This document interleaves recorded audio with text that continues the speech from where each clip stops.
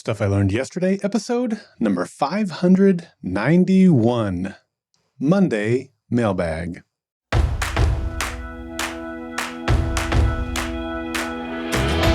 Welcome to Stuff I Learned Yesterday. My name is Daryl Darnell.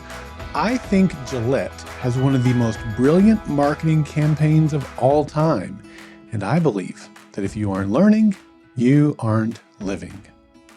Well, I think Gillette has one of the most brilliant marketing campaigns of all time because of how it includes the mail, which I thought was maybe appropriate for the Monday Mailbag episode.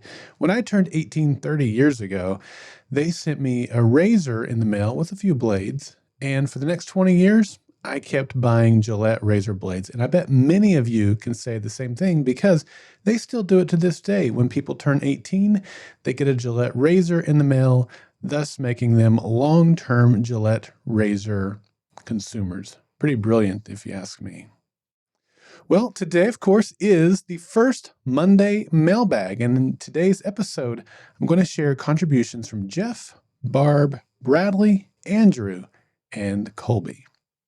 Well, did you know that mail delivery has been around since the 1500s? That's right. In 1505, Holy Roman Emperor Maximilian I established a postal system in the empire, appointing, and I hope I get this close at least, Franz von Taxis to run it. Not taxes like, we pay taxes, but taxis, T-A-X-I-S. And so now I'm wondering, is that where taxis come from? I'm going to have to chase that rabbit trail on a different day, but thought that was pretty interesting.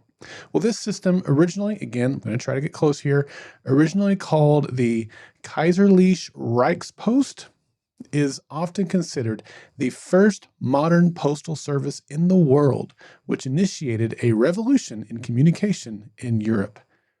And now we can just send an email. We've come a long way. Well, did you also know that Stuff I Learned Yesterday has a Facebook group?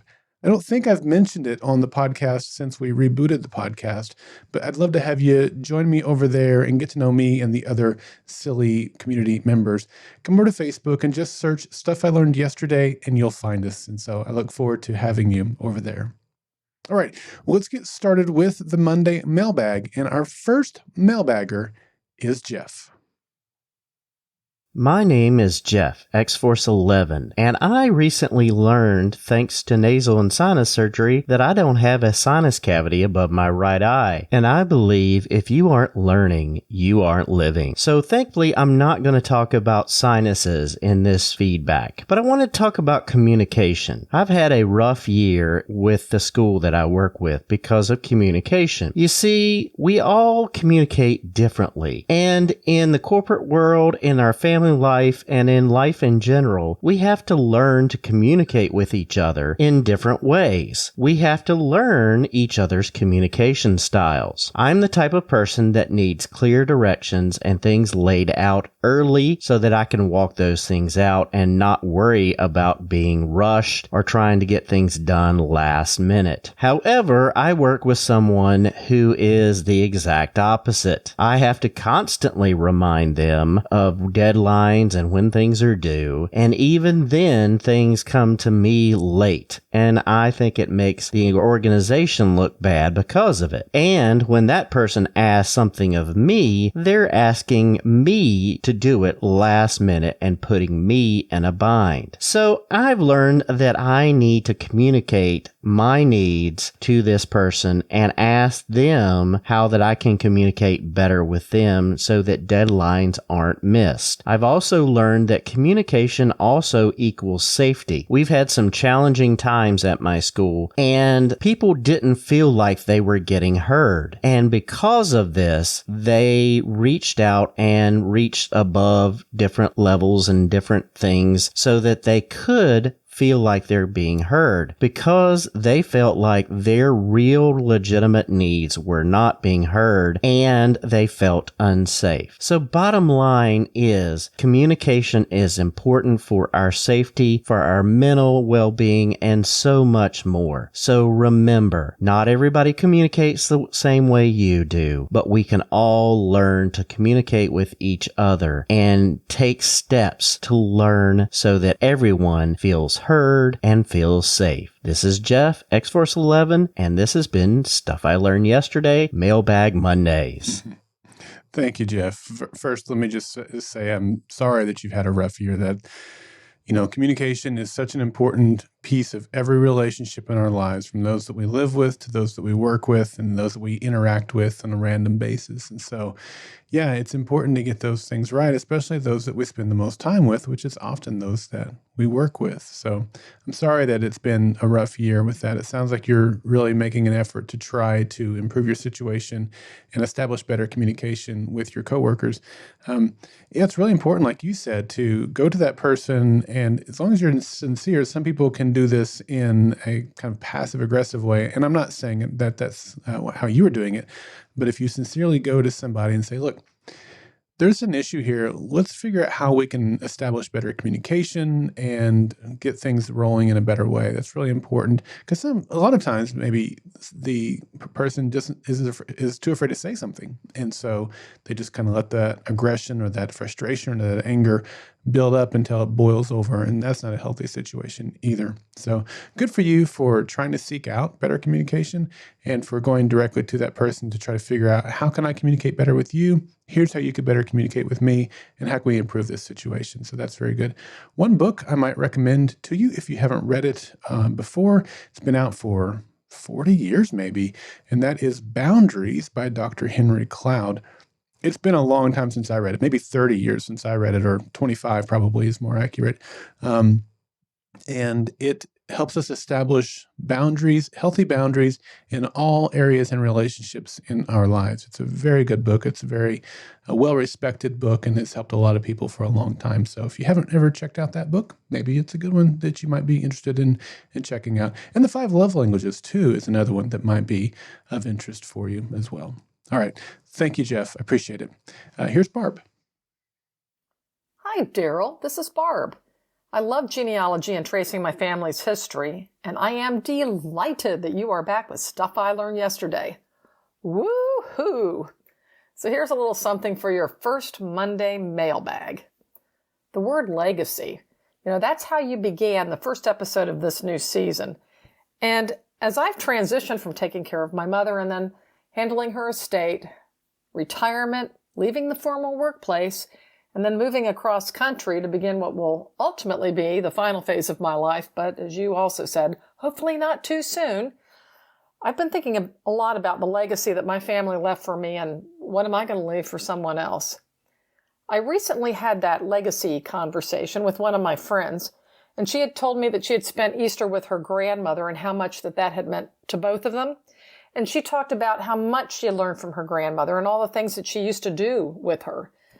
She got her faith from her grandmother, a desire to serve others. They used to visit and take communion to the elderly and those in memory care and the people that were homebound. And then she told me that her mother used to do the same thing with her mother's mother, with her great-grandmother.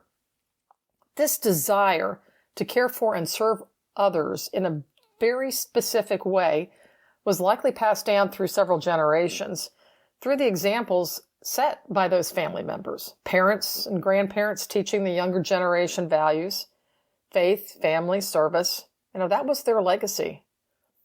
Before we parted, I encouraged my friend to tell her grandmother how much that time meant to her, and that her grandmother had passed this on as a legacy to her and her children.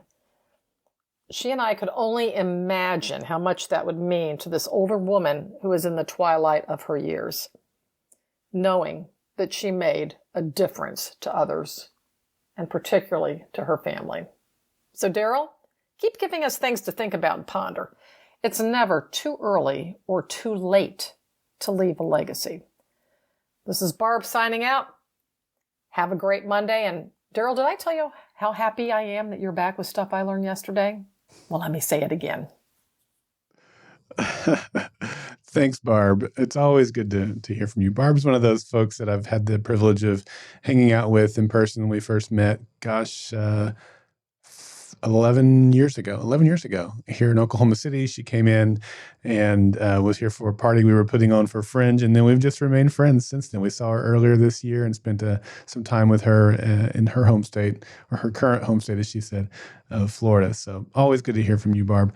And I love your family's legacy. You were talking about your friend there and how her mom was with her great-grandmother. You also mentioned the grandmother's contribution, and they have that legacy of service and giving, and that is amazing. And I love to hear that. And your family has that too, what I know of you and your mom. And you kind of mentioned a little bit about your relationship with your mom and memory care, and then after she passed, taking care of her estate. And just watching you over the last decade walk through those different challenges and honor your mom, and both while she was with us and then after she passed, has been nothing short of inspiring, Barb.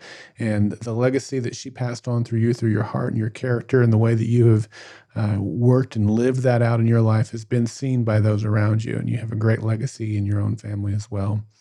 There's an episode coming up, I think in July, called The Circle of Wrenches. And it's kind of a riff off of The Circle of Life from The Lion King, that's talking about my own family's interest in working on cars. You know, I get it. I got it from my dad. My dad got it from his dad, and that sort of thing. So it's kind of cool to see these different things we have in our families that are kind of passed on from generation to generation, sometimes accidentally, sometimes very intentionally. And but those legacy items are important for our families for sure. So thank you, Barb. It's always great to hear from you, and I appreciate your contribution. All right, let's move on to our next feedbacker, and it's Andrew. It's Andrew here from Northern Ireland. And Daryl, I just want to let you know, I nearly can't put into words just how happy I am that you have brought Stuff I Learned Yesterday back for another 2 years. Another 2 years. You didn't just bring it back for like a few episodes. You've no idea how excited I am about this. I've said this before. Stuff I Learned Yesterday is my favourite ever podcast. And I'm not just saying that. I listened to a few podcasts. There's something about Stuff I Learned Yesterday that just I really, really resonate with. I love hearing your stories and what you take out of those stories. Your storytelling is on a different level. I love the way you craft these episodes. And it's not just the storytelling. I love the wisdom that comes out of these stories. There's something so special about Stuff I Learned Yesterday, and I just want you to know how much I get out of it. I think everyone listening gets something out of SILY. In particular, this season so far, episode 588, Making Magical Moments, that just hit me as a dad of 3 young kids. That just hit me, and I've listened to that episode I think 4 times now, and maybe even after this I'll go for a 5th. But there was something about that episode that just hit me like you wouldn't believe. And that's just wisdom from a father, someone who, if you don't mind me saying, a few years older than myself. That just really hit home. And how else has SILY impacted me? Do you know, Daryl, from Oklahoma City to Belfast City, the capital of Northern Ireland, it's 4,324 miles. I have learned that someone from 4,324 miles can have a big impact in someone's life. You see, I'm a youth club leader, and every so often, I need to give a short epilogue. And for many years now, Daryl, my epilogue consists of a short story, something that has happened in my life, something I learned yesterday, if you will. And then I bring a gospel message out of it. In the front of church, sometimes I have to go and do a kids' talk. And it's the same thing. I normally do a story of something that has happened in my life, and then I bring a message out of it. And Daryl, I know what you're thinking. You're looking royalties from me. You'd fully deserve royalties. I think I'm just nicking your idea for Stuff I Learned Yesterday for my youth talks. There's something so powerful in storytelling. There's something so powerful in wisdom got through experiences, and to be able to pass that on. I'm not at your level, far from it, Daryl, but I just wanted to let you know how much of an impact you have had in my life. And then through me, others hearing my stories, some good, maybe some not so good, but hopefully there has been lessons learned from that. So Daryl, I'm over the moon that SILY is back. Every Monday, it's a real treat. It's something to look forward to. And my final bit of feedback is, I hope in that spreadsheet there's a column for year 3 and year 4, and then you're not stopping at the next 2 years. Daryl, thank you so much. Well, I think I only have columns for 2 years right now, but I'm not saying it will end after 2. I just that's what I've got in the spreadsheet right now. But certainly I appreciate your encouragement to continue on beyond the 2 years. Storytelling it's interesting that you're saying that my storytelling is so good and yours is not, because I feel that way about my own storytelling. But I think that's kind of the nature of it. We're obviously our own worst critics a lot of times, but and I don't remember which TV show it was or even which writer it was. I wish I could. But there was something I was watching the other day, and this writer was talking about how they have good ones and bad ones. And so I'll illustrate it through the TV show Lost, even though this was not what the writer or the show was. But I think of like episodes like The Moth from season 1, where we see Charlie struggling. And that episode is so good. The character development, the writing, the scenarios that they put the characters in. I look at that episode and it is so, so good. And then, you have often panned episodes like Stranger in a Strange Land. Not a great episode. And I think that's just normal. Like this writer said, sometimes we're writing and you get these episodes that just resonate with people, and you write it and you're like, oh yeah, that's great. And then you write other ones and you're like, it didn't land. I did feel like when I was writing Making Magical Memories, I remember having the idea for that and feeling like it was a good one. And then writing it and thinking, I think I wrote something good here. And then rereading it and with tears in my eyes going, wow, this, for me, really speaking to me. And I don't feel that way about every episode. Some episodes I go, well, okay, that was an episode. It didn't quite come out the way I wanted. I don't know what I could change about it, so we'll just go with it, But that one felt like it was a special episode. So to hear you give me that confirmation that it's making an impact in your life is everything. So I'm glad it did. That was its intended purpose, and I'm glad to know that it hit home that way. So thank you for your feedback. Royalties would be nice if you want to send those over, but at the end of the day, we're all nicking good ideas from other people, so it's all right. I appreciate you, Andrew. Thank you. All right, let's move on to the next mailbagger, and it's Bradley. Hey, Daryl, and fellow SILY listeners. This is Bradley Netherton sending in feedback for the Monday Mailbag episode, and I just wanted to say that your episodes have been so influential on me and have helped me be a better father, a better parent, a better husband, and overall a better person in life. We had some great times in Nashville for the podcast convention a few years back now, and I really enjoyed our time together.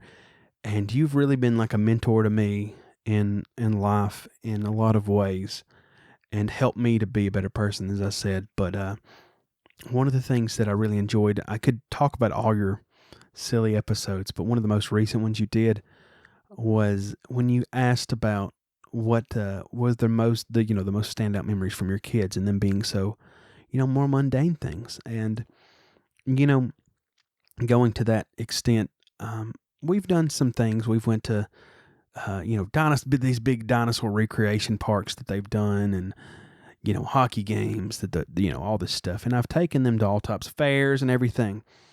But I asked my son, and he's only 4, Julian. He's only 4. My youngest, Arlo, is 2. He's a bit too young for it. But I asked Julian, I said, what is the best memory that you have, or what is one of the funnest times that you had with me? And, what is one of the funnest things we've done? And he didn't, and as you said, he didn't name any of the things that I thought he'd name. He didn't name, I went and we bought a bunch of stuff and went to the movies and had popcorn and stuff. He didn't name that. He didn't name any of the trips we'd taken or anything.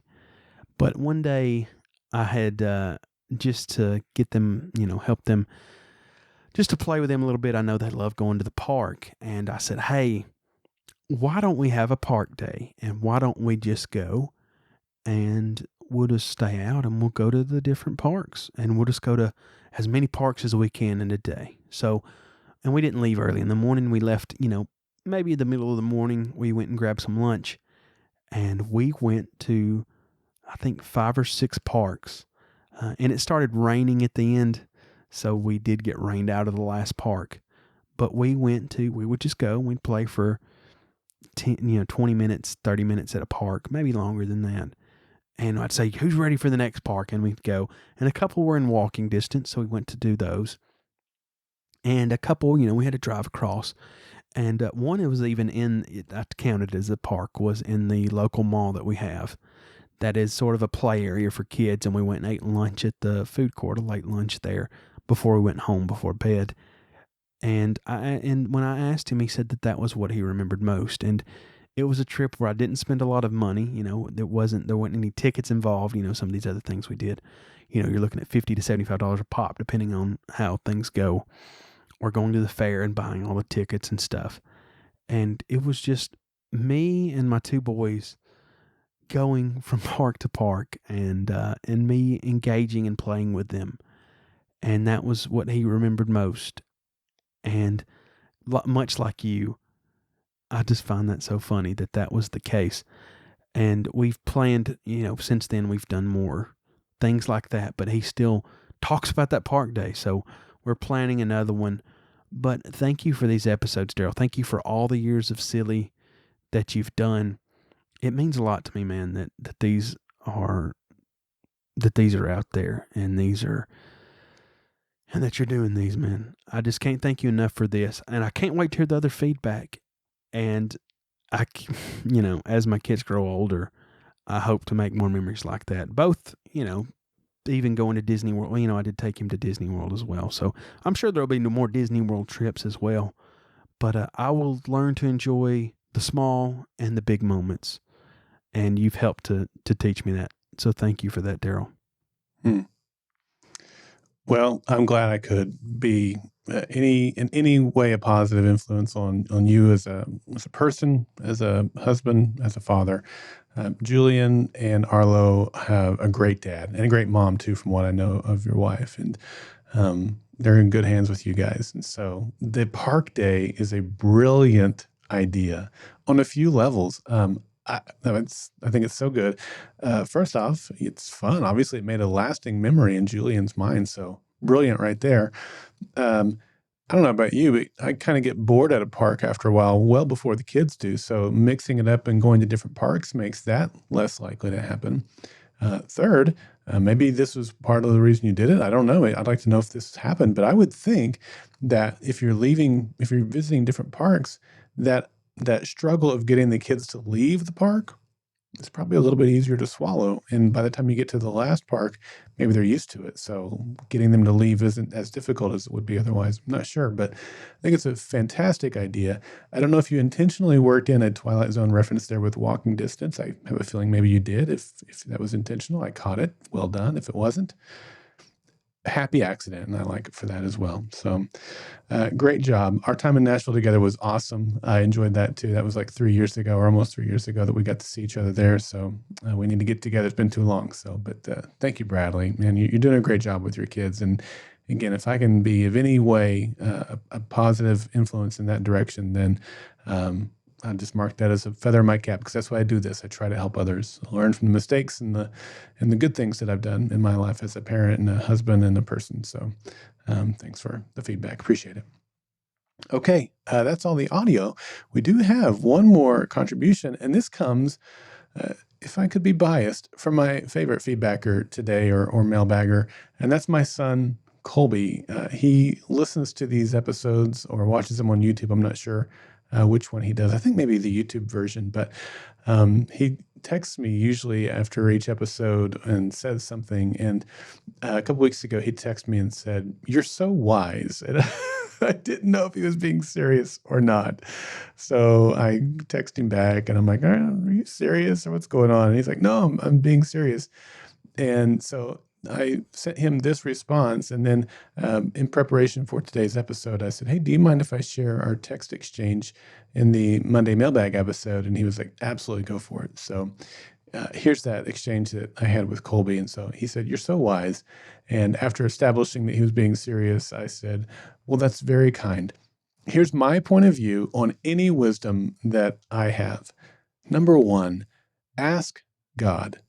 The Bible says, if any of you lacks wisdom, let him ask God, who gives generously to all without reproach, and it will be given to him. That's in the first chapter of James, by the way. And I told him, I have literally asked God for wisdom nearly every day of my life since I was 14. Number 2, I said, don't be afraid to make mistakes and always try to learn from them. Number 3, I said, like today's episode said, surround yourself with great people. You don't want to surround yourself with people who will bring you down, who are lazy or dishonest, etc. You also don't want to be the smartest or wisest guy in the room. Be around people that are already at where you want to be, and also those who want to be where you're at. That allows you to learn and grow from those who are ahead of you and to help those behind you learn and grow to be where you're at. And it's a great cycle, a chain that way where everybody's helping each other, bringing everybody up, all boats rising. Number 4, I said read. First, read the Bible every day. It's full of wisdom. Number 2, read books that will help you improve your skills in all areas of life, just like the Boundaries book I was mentioning to Geoff earlier. Number 5, I said stay humble and be willing to learn at all times from all people. And then number 6, I said come full circle. Thank God for the wisdom he's given you and ask him to show you how to use it. So that was my advice for my son. Maybe you'll find that advice helpful as well for your life and in your relationships. And I thought maybe that would be a good way to end today's episode. Thanks for hitting that play button today. I'm Daryl Darnell, and this has been Stuff I Learned Yesterday. Well, did you enjoy this first Monday Mailbag episode? I hope so, because I want you to be a part of the next Monday Mailbag, which will be on July 29th. Of course, as you saw today, Monday Mailbag is your opportunity to share what you've learned so that other listeners and I can learn from you. It can be a message as short as 30 seconds or several minutes long. It doesn't matter, just as long as it's something that will benefit others. You can send in questions or responses to my SILY episodes, and I'll respond to them via Monday Mailbag episodes. You can participate in Monday Mailbags by visiting the Golden Spiral Media listener feedback page at goldenspiralmedia.com/feedback.